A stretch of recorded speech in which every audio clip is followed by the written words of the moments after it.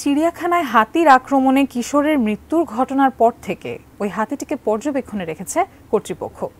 এই হাতিটিকে দর্শনার্থীদের জন্য উন্মুক্ত করা হবে কি, বিস্তারিত জানাচ্ছেন মাহফুজা মুসলেহি।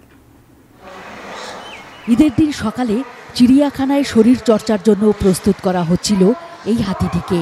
এক পর্যায়ে হঠাৎ করেই পাশে থাকা মাহুতের শিশু সন্তানকে আক্রমণ করে ওই হাতি। পাশে থাকা আরেক হাতির রক্ষক চেষ্টা করলেও তাকে বাঁচানো সম্ভব হয়নি।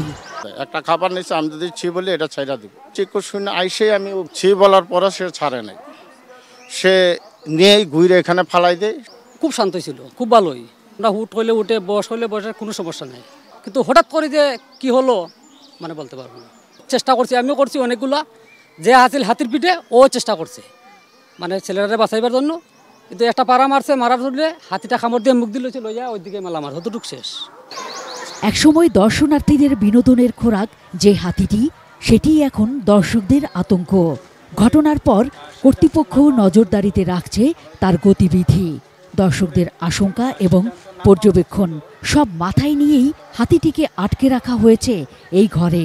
ওইটুকুই ভয় করতেছে যে একটা ঘটনা ঘটছে, এখন আমাদের বাচ্চা কাচ্চা নাতি নাতনি বা ছোট বাচ্চাদের নিয়ে আসে, যদি এইরকম আবার কোনো বিপদের সম্মুখীন হই। গার্জিয়ানরা সতর্ক হলেই বাচ্চারা নিরাপদ থাকতে পারবে। তবে জাতীয় চিড়িয়াখানার পরিচালক ডক্টর রফিকুল ইসলাম তালুকদার জানিয়েছেন, হাতির বিষয়ে এখনো কোনো সিদ্ধান্ত হয়নি। হাতির মাহুত তার নিজের দায়িত্ব ছিল দর্শনার্থীদেরকে দূরে রাখা, অথচ এই হাতির মাহুত তার নিজের ছেলেকে নিয়ে নিরাপত্তা বেষ্টনীর ভিতরে ঢুকে গেল। হাতির মাহুতের যে সতর্কতা বোধের বিষয় ছিল, তার যে আরও সচেতন থাকা প্রয়োজন ছিল, সেটি কিন্তু ঘাটতি দেখা গিয়েছে। তো এই জায়গাটিতে আমরা কাজ করতে চাই। মাহফুজা মুসলেহি, এটি নিউজ, ঢাকা।